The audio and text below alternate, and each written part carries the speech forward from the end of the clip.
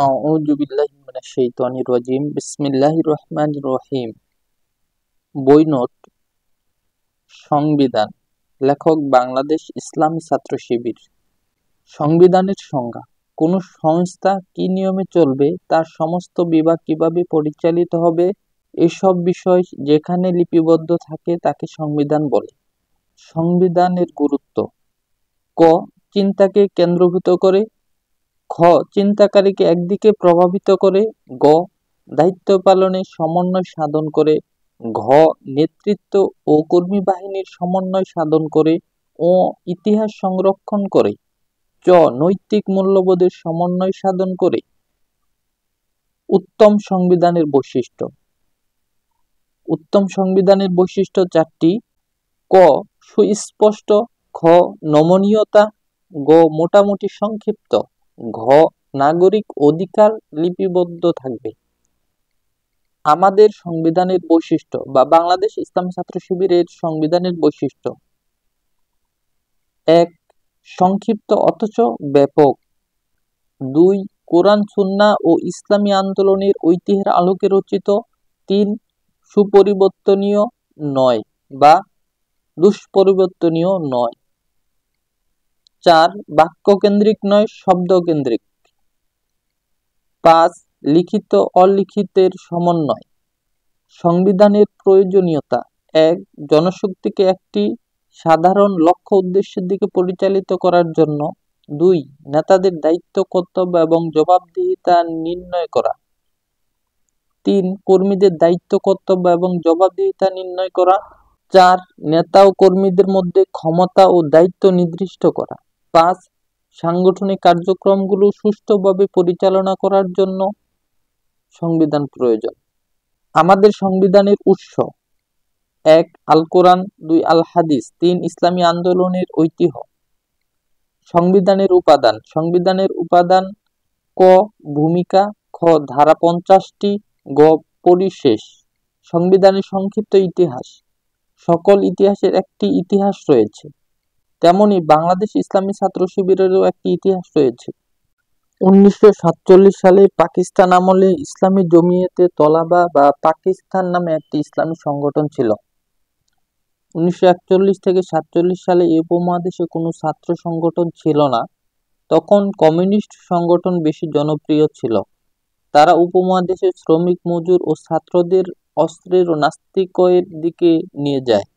১৯৫২ সালে এই সংগঠনের সভাপতি খুররুমজা মুরাদ খসড়া সংবিধান তৈরি করেন। ১৯৫৬ সালে হোসেন আহমেদ নামে একজন পাকিস্তানি ব্যক্তি ছাত্র ঢাকা বিশ্ববিদ্যালয়ে ভর্তি হয়ে সংগঠনের কাজ শুরু করে এবং নতুন খসড়া সংবিধানের মাধ্যমে ১৯৭১ সালে ৬ ডিসেম্বরের পর এই সংগঠনের কাজ আরো জোরদারভাবে চলতে থাকে। ১৯৭৩ সালে কুমিল্লায় গণতন্ত্রের একটি কমিটি গঠন করেন।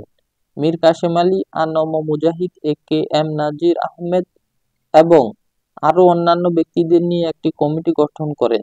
১৯৭৬ সালের ২৬শে ডিসেম্বর নাজিরবাজার কমিউনিটি সেন্টার বাংলাদেশের সকল সদস্যদের নিয়ে সদস্য সম্মেলন অনুষ্ঠিত হয়। এই সম্মেলনে সংবিধান প্রতিষ্ঠা হয় বা মূল সংবিধান রচিত হয়। এই বইটি 4টি অংশে বিভক্ত: ক. পূর্বকথা। খ. ভূমিকা। গ. ধারা বর্ণনা। ঘ. পরিশেষ। পূর্বকথা: যে কোনো প্রতিষ্ঠানের সংবিধানই মৌলিক দলিল হিসেবে বিবেচিত হয়। সংগঠন পরিচালনা, শৃঙ্খলা বিধান, নীতিমালা সংরক্ষণে এর প্রয়োজনীয়তা অনস্বীকার্য। বাংলাদেশ ইসলামী ছাত্র শিবিরের কর্মপদ্ধতি এক পবিত্র আমানত। এর প্রতিটি দিক কোরআন, সুন্নাহ ও ইসলামী আন্দোলনের ঐতিহ্যের আলোকে প্রণয়ন করা হয়েছে। তাই বাংলাদেশ ইসলামী ছাত্র শিবিরের সকল কর্মতৎপরতা নীতিমালাকে অক্ষুণ্ণ রেখে পরিবেশ ও পরিস্থিতির দাবি অনুসারে এই সংবিধানে বিভিন্ন সময়ে কিছু কিছু সংশোধনী আনা হয়েছে। সংবিধানের বর্তমান এই সমন্বিত সংস্করণ সর্বশেষ সংশোধনী সহ প্রকাশিত। আল্লাহ তাআলা আমাদের সংবিধানের আলোকে সংগঠনের যাবতীয় কাজ আঞ্জাম দেওয়ার তৌফিক দান করুন। ভূমিকা: এই অংশটি 2টি অংশে বিভক্ত, যথা: ১. বিশ্বাস। ২. সিদ্ধান্ত। বিশ্বাস: তাওহীদ, নিখিল বিশ্বের সৃষ্টি, এর স্থিতি, স্থায়িত্ব, সংরক্ষণ, ক্রমবিকাশ এবং ক্রমোন্নতি একমাত্র সেই আল্লাহর দান, যিনি অসীম জ্ঞান ও বিচক্ষণতার অধিকারী, যার ইচ্ছা ও আদেশ নিরঙ্কুশভাবে আসমান ও জমিনের প্রতিটি অণু পরমাণুর মধ্যে সক্রিয় রয়েছে, যার হাতে রয়েছে জীবিকার চাবিকাঠি ও জীবন মৃত্যুর বাগডোর, এবং যিনি সমস্ত শক্তি ও ক্ষমতার উৎস। আখিরাত, পৃথিবীর জীবনেই মানব জীবনের শেষ নয়। মৃত্যুর পর মানুষকে আখিরাতের অনন্ত জীবনে প্রবেশ করতে হবে। মহাপরাক্রান্ত আল্লাহর সামনে তার পার্থিব জীবনের প্রতিটি মুহূর্ত ও কাজের হিসেব দিতে হবে। পার্থিব জীবনে কেবলমাত্র আল্লাহ প্রদত্ত বিধান অনুযায়ী গোটা জীবন পরিচালিত করলেই আখিরাতের সাফল্য ও কৃতকার্যতা অর্জিত হতে পারে। রিসালাত, আল্লাহ যুগে যুগে মানব জাতির পথ নির্দেশের জন্য নির্ভুল জ্ঞান, নবী ও রাসূলদের এই দুনিয়ায় প্রেরণ করেছেন। আল্লাহ প্রদত্ত রাসূল সাল্লাল্লাহু আলাইহি সাল্লাম প্রদর্শিত জীবন বিধানই মানব জাতির সিরাতুল মুস্তাকিমের সহজ ও নির্ভুল চলার পথ। বিশ্বনবী মুহাম্মদুর রাসূলুল্লাহ সাল্লাল্লাহু আলাইহি সাল্লাম সর্বশেষ নবী। তার আনীত আল কোরআন এবং উপস্থাপিত জীবন আদর্শই গোটা মানব জাতিকে কিয়ামত পর্যন্ত সঠিক পথের সন্ধান দিবে। এবং খেলাফত, ইসলামের বিধানগুলোকে পূর্ণভাবে গ্রহণ করে নেওয়ার মধ্যেই নিহিত রয়েছে মানবের মুক্তি ও কল্যাণ। যখনই কৃষ্টি সভ্যতা এবং সমাজ ব্যবস্থাকে ইসলামের মূলনীতি থেকে অপসারিত করে প্রতিষ্ঠিত করা হয়েছে, তখনই মানবতাকে অকল্যাণ ও ধ্বংসের দিকে ঠেলে দেওয়া হয়েছে। ইসলামী জীবন বিধানের প্রতি উৎকর্ষতাই বর্তমান জগতের সমস্ত অশান্তির মূল কারণ, এবং ইসলামী জীবন বিধানের অনুসরণেই এই শোচনীয় অবস্থা দূর করার একমাত্র উপায়। সিদ্ধান্ত, আনুগত্য। আল্লাহর আনুগত্য এবং রাসূল সাল্লাল্লাহু আলাইহি সাল্লামের অনুসরণই আমাদের জীবনের একমাত্র উদ্দেশ্য হবে।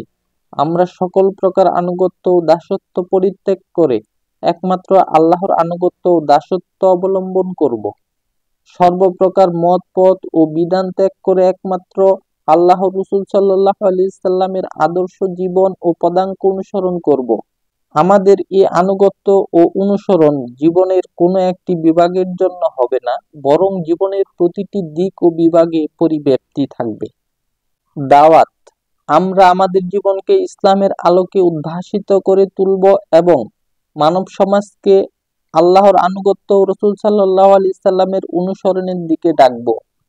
আমাদের সংগ্রাম, সার্বিক প্রচেষ্টা একমাত্র এই উদ্দেশ্যে নিয়োজিত থাকবে, যেন পৃথিবীর বুকে আল্লাহর বাণী সর্বোচ্চ মর্যাদা লাভ করে। রাসূল সাল্লাল্লাহু আলাইহি সাল্লামের প্রদর্শিত বিধান পৃথিবীর বুকে সঠিক অর্থে প্রতিষ্ঠিত হয় এবং মানব জাতি ইসলামের ভিত্তিতে তাদের সামগ্রিক জীবন গড়ে তুলতে সহজ হয়। বিপ্লব, বিশ্বব্যাপী ইসলামী বিপ্লবের পদক্ষেপ হিসেবে আমরা সর্বপ্রথম বাংলাদেশে ইসলামী আদর্শ বাস্তবায়নের জন্য আমাদের সমস্ত শক্তি ও সামর্থ্য নিয়োজিত করব। ধারাসমূহ: ১. এ সংগঠনের নাম বাংলাদেশ ইসলামী ছাত্র শিবির। ধারা ২. লক্ষ্য উদ্দেশ্য: আল্লাহ প্রদত্ত, রাসূল সাল্লাল্লাহু আলাইহি সাল্লাম এর প্রদর্শিত বিধান অনুযায়ী মানুষের সার্বিক জীবনের পূর্ণ বিন্যাস সাধন করে আল্লাহর সন্তুষ্টি অর্জন। ধারা ৩. এই সংগঠনের ৫ দফা কর্মসূচি। দাওয়াত: তরুণ ছাত্র সমাজের কাছে ইসলামের আহ্বান পৌঁছে দিয়ে তাদের মাঝে ইসলামী জ্ঞান অর্জন এবং বাস্তব জীবনে ইসলামের পূর্ণ অনুশীলনের দায়িত্ব অনুভূতি জাগ্রত করা। সংগঠন: যেসব ছাত্র ইসলামী জীবন বিধান প্রতিষ্ঠার সংগ্রামে অংশ নিতে প্রস্তুত তাদেরকে সংগঠনের অধীনে সংঘবদ্ধ করা। প্রশিক্ষণ: এই সংগঠনের অধীনে সংঘবদ্ধ ছাত্রদেরকে ইসলামী জ্ঞান প্রদান এবং আদর্শ চরিত্রবান রূপে গড়ে তুলে জাহিলিয়াতের সমস্ত চ্যালেঞ্জের মোকাবেলায় ইসলামের শ্রেষ্ঠত্ব প্রমাণ করা, যোগ্যতা সম্পূর্ণ কর্মী হিসেবে গড়ার কার্যকরী ব্যবস্থা করা। ইসলামী শিক্ষা আন্দোলন ও ছাত্র সমস্যা: আদর্শ নাগরিক তৈরির উদ্দেশ্যে ইসলামী মূল্যবোধের ভিত্তিতে শিক্ষা ব্যবস্থার পরিবর্তন সাধনের দাবিতে সংগ্রাম এবং ছাত্র সমাজের প্রকৃত সমস্যা সমাধানের সংগ্রামে নেতৃত্ব প্রদান। ইসলামী সমাজ বিনির্মাণ: অর্থনৈতিক শোষণ, রাজনৈতিক নিপীড়ন এবং সাংস্কৃতিক গোলামি হতে মানবতার মুক্তির জন্য ইসলামী বিপ্লব সাধনে সর্বাত্মক প্রচেষ্টা চালানো। ধারা 4 সদস্য।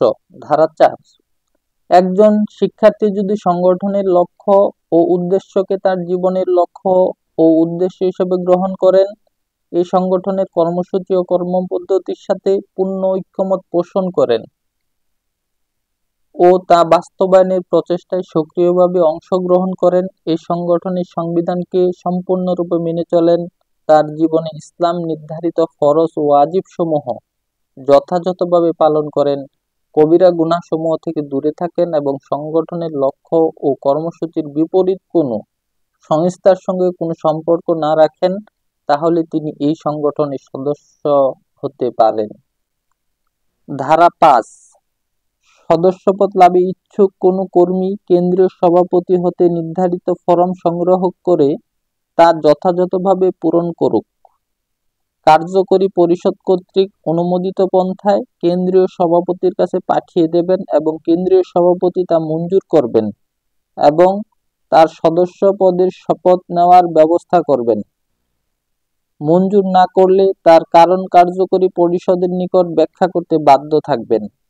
ধারা 6 কোন সদস্য যদি সংবিধানের 4 নং ধারায় বর্ণিত নিয়মসমূহ আংশিক বা পূর্ণভাবে লঙ্ঘন করেন অথবা সদস্য হওয়াকালীন প্রদত্ত প্রতিশ্রুতি ভঙ্গ করেন অথবা সংগঠনের প্রতি অবজ্ঞা প্রদর্শন করে অথবা তাকে সংশোধনের প্রচেষ্টা সত্ত্বেও দীর্ঘদিন পর্যন্ত সংগঠনের কাজে অবহেলা করে, তাহলে কার্যকরী পরিষদ কর্তৃক গৃহীত নির্ধারিত পন্থায় তার সদস্যপদ বাতিল করা হবে। ধারা 7 যদি কোনো সদস্য তার সদস্যপদ থেকে ইস্তফা দিতে চান, তাহলে তাকে কেন্দ্রীয় সভাপতির নিকট পদত্যাগপত্র পেশ করতে হবে। কেন্দ্রীয় সভাপতি তার পদত্যাগপত্র পাওয়ার সাথে সাথে তার সদস্যপদ মুলতবি হয়ে যাবে এবং কেন্দ্রীয় সভাপতি অনুমোদনের পরপরই তার সদস্যপদ বাতিল হয়ে যাবে। সাথী। ধারা 9 যদি কোনো শিক্ষার্থী এ সংগঠনের লক্ষ্য ও উদ্দেশ্যের সাথে ঐক্যমত পোষণ করেন, সংগঠনের কর্মসূচি ও কর্মপদ্ধতির সাথে সচেতনভাবে একমত হন, ইসলামের প্রাথমিক দাবিসমূহ পালন করেন এবং সংগঠনের সামগ্রিক তৎপরতায় পূর্ণভাবে সহায়তা করতে প্রতিশ্রুতি দেন, তাহলে তিনি এই সংগঠনের সাথী হতে পারেন। ধারা 10 সাথী হতে ইচ্ছুক কোন শিক্ষার্থী কেন্দ্রীয় সংগঠন কর্তৃক নির্ধারিত সাথী হবার আবেদনপত্র পূরণ করে তা কেন্দ্রীয় সভাপতির কাছে জমা দিবেন এবং কেন্দ্রীয় সভাপতি তা মঞ্জুর করে নেবেন। ধারা 11 যদি কোনো সাথী সংবিধানের 9 নং ধারায় বর্ণিত নিয়মসমূহ আংশিক বা পূর্ণরূপে লঙ্ঘন করেন, তাহলে কেন্দ্রীয় সভাপতি বা তার স্থানীয় প্রতিনিধি উক্ত সাথীর সাথীপদ বাতিল করতে পারেন। কেন্দ্রীয় সংগঠন। ধারা 12 কেন্দ্রীয় সংগঠন কেন্দ্রীয় সভাপতি, কার্যকরী পরিষদ এবং একটি সেক্রেটারিয়েটের সমন্বয়ে গঠিত হয়। ধারা 13 এই সংগঠনের কেন্দ্রীয় সভাপতি সংগঠনের সদস্যদের প্রত্যক্ষ ভোটে 1 বছরের জন্য নির্বাচিত হবেন। ধারা 16 কেন্দ্রীয় সভাপতির দায়িত্ব ও কর্তব্য হচ্ছে এই সংগঠনের মূল উদ্দেশ্য হাসিল, পরিচালনা, কর্মসূচির বাস্তবায়ন, সর্বোৎকৃষ্ট সাংগঠনিক শৃঙ্খলা প্রতিষ্ঠা ও সংরক্ষণ। ধারা 19 সদস্যদের প্রত্যক্ষ ভোটে প্রতি 140 জনে একজন হারে অবশিষ্ট সংখ্যার জন্য একজন নির্বাচিত প্রতিনিধি নিয়ে কার্যকরী পরিষদ 1 বছরের জন্য গঠিত হবে এবং সভাপতি প্রয়োজন বোধ করলে নির্বাচিত প্রতিনিধিত্বের 1/3 বেশি হবে না এমন সংখ্যক সদস্যকে এবং কার্যকরী পরিষদের প্রাক্তন সদস্যদের মধ্য থেকে অনূর্ধ্ব 2 জনকে কার্যকরী পরিষদের পরামর্শক্রমে পরিষদের অন্তর্ভুক্ত করতে পারবেন। কেন্দ্রীয় সভাপতি কার্যকরী পরিষদের সভাপতি থাকবেন এবং সেক্রেটারি জেনারেল পদাধিকার বলে কার্যকরী পরিষদের সদস্য থাকবেন। কার্যকরী পরিষদ। ধারা 20 কার্যকরী পরিষদের সদস্যগণ কেন্দ্রীয় সভাপতির ব্যবস্থাপনায় শপথ গ্রহণ করবেন। ধারা 21 কার্যকরী পরিষদের কোনো সদস্যদের পদ শূন্য হলে 3 মাসের মধ্যেই তা পূরণ করতে হবে।